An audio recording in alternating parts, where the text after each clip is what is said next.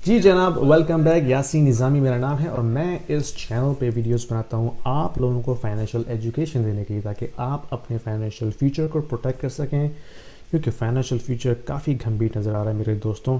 तो प्लीज़ इस वीडियो को गौर से देखिए ताकि आपको समझ में आए कि ये मनी काम कैसे करती है, पैसा कैसे काम करता है बैंकिंग सिस्टम के अंदर।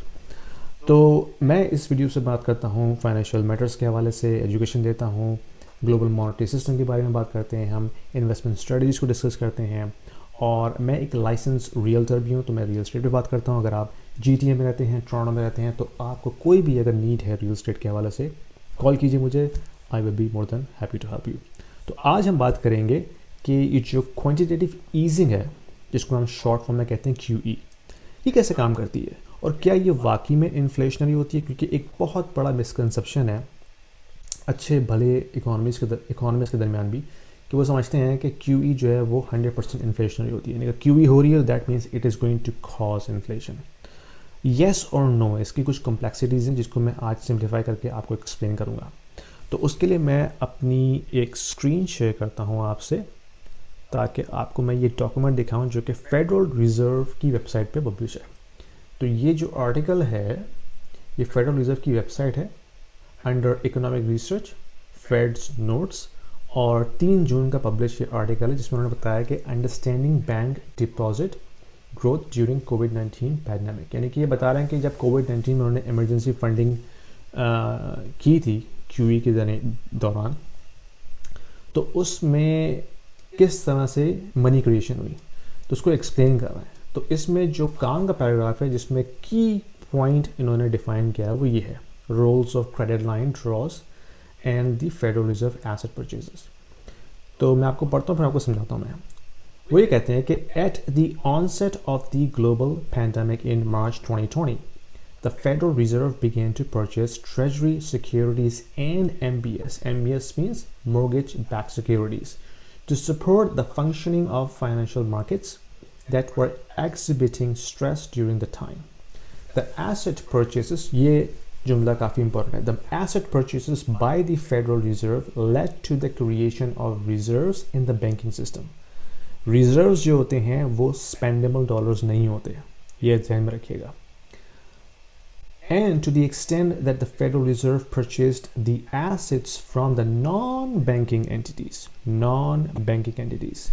they also led to the creation of deposits. Deposits and bank reserve दोनों में फ़र्क है, ठीक है?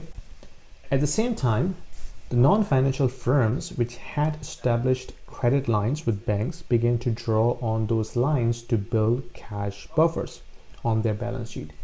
As a result, in the second quarter of 2020, banks' balance sheet saw an unprecedented increase of nearly 90% on an annual basis in commercial and industrial loans. तो क्या कह रहे हैं? इन्होंने दो चीज़ों का जिक्र किया, वो है रिजर्व्स एंड डिपॉजिट्स।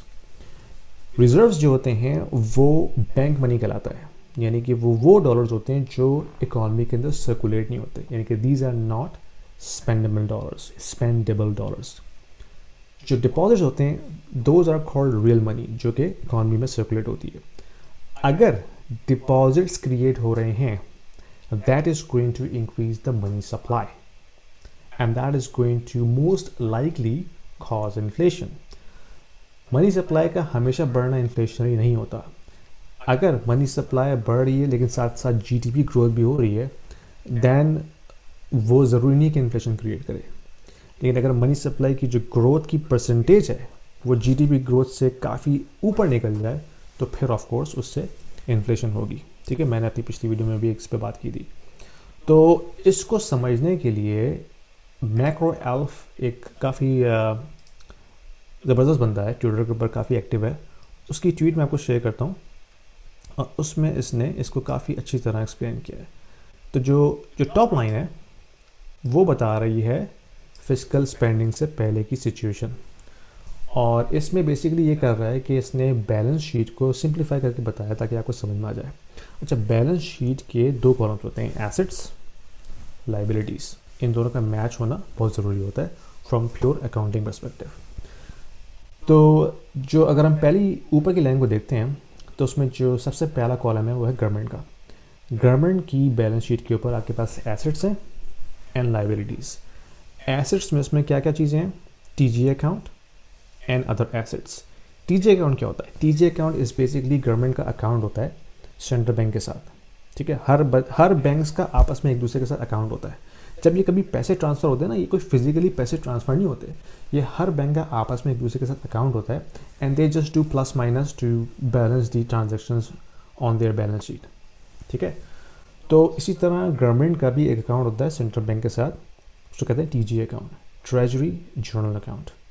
और जब सेंट्रल बैंक कोई गवर्नमेंट बॉन्ड बाय करता है तो बेसिकली वो टीजी अकाउंट को क्रेडिट करता है ताकि गवर्नमेंट के पास टीजी अकाउंट में वो पैसे आ जाएं। तो इस वक्त ये दिखा रहा है पहली लाइन के अंदर बिफोर डेफिसिट स्पेंडिंग कि गवर्नमेंट के पास टीजी अकाउंट में $100 पड़े हुए और उनके पास कुछ एसेट्स हैं $100 के, और उनकी जो लाइबिलिटीज़ की साइड है बैंक बैलेंस शीट की, वहाँ पे उनके पास बॉन्ड्स हैं जो उन्होंने इशू किए हुए। तो गवर्नमेंट जब भी कोई बॉन्ड इशू करती है, चाहे वो किसी भी किस्म का बॉन्ड हो, ट्रेजरी बिल हो, तो वो लाइबिलिटी होती है बैंक गवर्नमेंट की बैलेंस शीट के ऊपर, ठीक है। क्योंकि आपने बॉन्ड इशू किया तो आपने लोन लिया ना कहीं से, तो वो जो लोन आया आपके पास वो आपकी लाइबिलिटी कंसिडर किया जाता है। अच्छा, सेंट्रल बैंक की बैलेंस शीट को देखते हैं हम, तो सेंट्रल बैंक की बैलेंस शीट में उसका अपोजिट होता है, यानी कि जो बॉन्ड सेंट्रल बैंक ने परचेज किए हैं ना, वो उसकी एसेट साइड पर आ जाते हैं, और जो उनके पास रिजर्व्स आए वो लाइबिलिटीज़ के अंदर होते हैं, और जो उन्होंने क्रेडिट किया टीजी का अकाउंट वो भी लाइबिलिटीज़ के ऊपर होगा। अच्छा, रिजर्व्स क्या होता है? रिजर्व बेसिकली वो मिनिमम अमाउंट होता है जो बैंक्स को अपने पास मेंटेन रखने पड़ते हैं in order to be compliant from banking regulation perspective. तो और ये इसी वजह से स्पेंडेबल डॉलर्स नहीं होता, क्योंकि ये हमेशा उन्होंने वर्ल्ड के अंदर सेव रखने हैं मिनिमम अमाउंट, ताकि अपने आप को वो लिक्विड की पोजीशन में रखें। तो इसलिए इनको स्पेंडेबल डॉलर नहीं कहते, ये स्पेंड नहीं होते इकॉनमी के अंदर। अच्छा, तीसरा कॉलम है कमर्शियल बैंक का, जिसमें कमर्शियल बैंक वो होते हैं जिससे हम डील करते हैं, हम कंज्यूमर्स, ठीक है। तो अगर हम कमर्शियल बैंक में कोई चीज़ डिपॉजिट करते हैं, चेक डिपॉजिट करते हैं या कैश डिपॉजिट करते हैं, तो वो कमर्शियल बैंक की बैलेंस शीट पे लाइबिलिटी होता है उनका। वो हमारा तो एसेट है, तो अगर आप देखें ना प्राइवेट सेक्टर, उसमें डिपॉजिट जो है वो एसेट होगा हमारा, लेकिन कमर्शियल बैंक की बैलेंस शीट पे वो होता है लाइबिलिटी। और कमर्शियल बैंक की जो एसेट साइड की कॉलम है, उसमें वो सारी चीज़ होती हैं जो वो बाय करते हैं, यानी कि अगर वो बॉन्ड्स बाय कर रहे हैं तो वो उनकी एसेट साइड पे होगा। अगर वो लोन इशू कर रहे हैं, अच्छा ये बड़ा इंटरेस्टिंग पॉइंट है, जब बैंक कोई लोन इशू करता है ना, they are basically buying a security. Loan contract itself is a security. तो बैंक जो है वो सिक्योरिटी बाय करता है आपसे। अगर आपको लोन बैंक दे रहा है ना, तो बैंक आपसे एक सिक्योरिटी बाय कर रहा है, उसको कहते हैं loan. Loan contract itself is a security. तो जितनी भी लोन कॉन्ट्रैक्ट्स हैं, मॉर्गेज कॉन्ट्रैक्ट्स हैं, वो सारे सिक्योरिटी कंसिडर किए जाते हैं, और वो कमर्शियल बैंक की एसेट साइड पे होते हैं। और अगर हम प्राइवेट सेक्टर की बात करें तो अगेन जो भी जितने भी हमारी बैंक में डिपॉजिट्स आते हैं वो सारे हमारे एसेट्स होते हैं, और जो हमने लोन्स लिए हुए हैं, चाहे वो कार लोन हो, स्टूडेंट लोन हो या मॉर्गेज हो, वो सब हमारी लाइबिलिटीज़ हैं। तो अगर मैंने अपनी नेट वर्थ कैलकुलेट करनी है तो मैं क्या करूँगा, अपनी डिपॉजिट में से, अपने एसेट्स में से अपनी लाइबिलिटीज़ को सब्ट्रैक्ट करूँगा, जो भी बचेगा वो मेरी नेट वर्थ होगी, ठीक है। अच्छा, अगर ये ऊपर का सेक्शन समझ में आ गया, अब हम नीचे चलते हैं। नीचे बता रहा है कि अगर गवर्नमेंट स्पेंडिंग करती है, फिस्कल स्पेंडिंग, तो उस केस में क्या होता है। तो उस केस में ये होगा कि लेट्स से गवर्नमेंट के पास डेफिसिट हो गया $100 का, ठीक है। जो उनके पास टैक्स रेवेन्यू आया वो $100 कम है कंपेयर टू उनके एक्सपेंसेस से।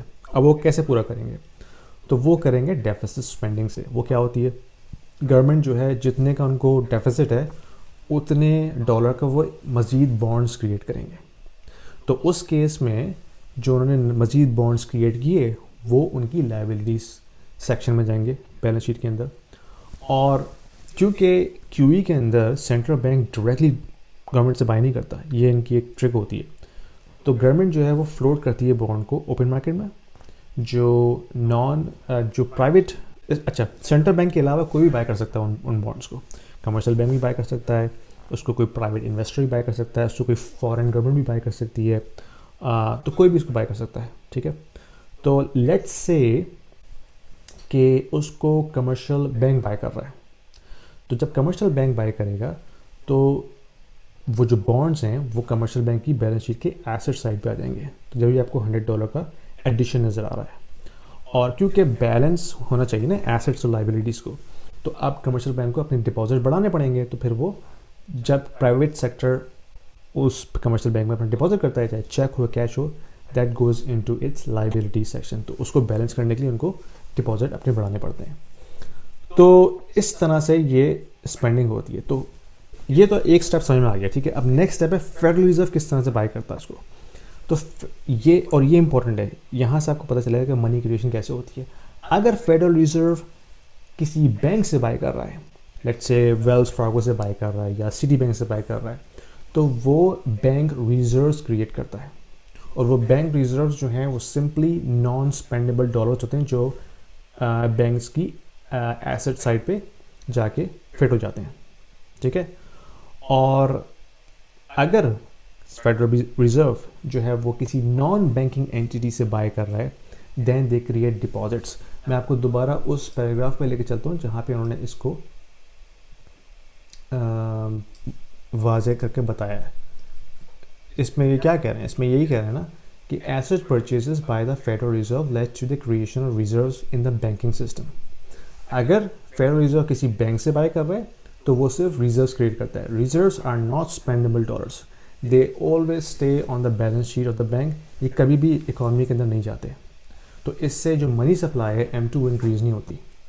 लेकिन आगे पढ़िए, to the extent that the Federal Reserve purchase the assets from the non banking entities. अगर वो नॉन बैंकिंग एंटिटीज से बाय कर रहा है, मुझसे बाय कर रहा है या किसी हेज फंड ओनर से बाय कर रहा है या किसी प्राइवेट इक्विटी फर्म से बाय कर रहा है, तब उसमें क्या होगा, they also led to the creation of deposits. जब डिपॉजिट क्रिएट होते हैं ना, then it creates spendable dollars, और फिर वो डॉलर्स जो है इकोनॉमी के अंदर बाहर जाके मनी सप्लाई को बढ़ाते हैं, ठीक है। तो इसमें जो पॉइंट है समझने का वो ये है कि फेडरल रिजर्व किस से बाय कर रहा है। अगर वो किसी बैंक से बाय कर रहा है, they are just bank reserves, they are not spendable dollars. इन रिजर्व्स ने बाहर जाके इकोनॉमी में मनी सप्लाई को नहीं बढ़ाना, तो ये तो इन्फ्लेशन नहीं है, ठीक है, एंड ऑफ द स्टोरी। लेकिन अगर फेडरल रिजर्व किसी नॉन बैंकिंग एंटिटी से बाय कर रहा है, मुझ जैसे बंदे से, आपसे या किसी हेज फंड ओनर से जो कि बैंकिंग एंटिटी नहीं है, तो फिर वो डिपॉजिट्स क्रिएट करते हैं। वो deposits are cash deposits, those are spendable dollars. वो जब इकोनॉमी में जाते हैं बाहर, तो फिर वो मनी सप्लाई को बढ़ाते हैं। Then it could be inflationary. क्योंकि एक और मैंने एक ग्राफ दिखाया था जिसको मैं आपको दिखाता हूँ, क्योंकि मनी सप्लाई का बढ़ना हमेशा जो है वो इन्फ्लेशनरी नहीं होता, उसकी कंडीशंस होती हैं। अगर मनी सप्लाई की जो रेट है, जो रेट ऑफ इंक्रीज है, अगर वो जीडीपी ग्रोथ से कम है, तब तो ठीक है, तब तो वो इन्फ्लेशनरी नहीं है। लेकिन अगर मनी सप्लाई की जो रेट है वो जीडीपी की ग्रोथ रेट से कम है, तो फिर तो उसने इन्फ्लेशन करनी है। तो ये पॉइंट समझने वाला है। तो मैं अगर आपको अपनी ये स्क्रीन शेयर करूं तो आपको इसमें समझ में आएगा कि जब ये जो ब्लू लाइन आपको नज़र आ रही है इसमें, वो है जीडीपी ग्रोथ, राइट, और ब्लैक लाइन जो है वो मनी सप्लाई। तो आप देखें कि फ्रॉम 2011 और समथिंग, यहाँ पे मनी सप्लाई की जो रेट है उसने जीडीपी ग्रोथ को सरपास कर दिया है, और वहाँ से इसमें काफ़ी डेल्टा आ गया है। तो अब ये इन्फ्लेशनरी है मनी सप्लाई का इतना बढ़ना। तो ये समझना ज़रूरी है कि इन्फ्लेशन की क्या वजूहत होती हैं। आज मैं एक माइकल सैलर का एक इंटरव्यू देख रहा था, तो उसने 3 वजूहत बताई। नंबर 1, अगरचे कोई कैटास्ट्रोफी हो जाती है, ज़लज़ला आ गया, सैलाब आ गया, आपके कंट्री में इंपोर्ट्स रुक गई किसी वजह से, तो उसकी वजह से कंज्यूमर प्राइस बढ़ेगी। तो ये तो एक कैटास्ट्रोफी है जिसकी वजह से इन्फ्लेशन हो रही है।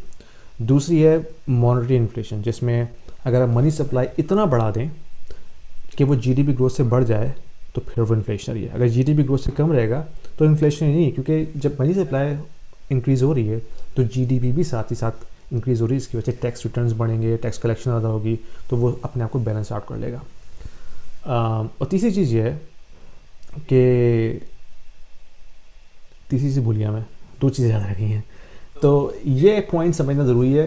हो सकता है आपको इससे हेल्प मिली हो। अगर आपके पास कोई और क्वेश्चन है तो प्लीज़ कमेंट में डालिए, बताइए कैसा लगा आपको। लाइक कीजिए अगर पसंद आई है तो, शेयर कीजिए और सब्सक्राइब कीजिए चैनल को। फिर मैं आपसे अपनी अगली वीडियो मिलता हूँ। ठीक है।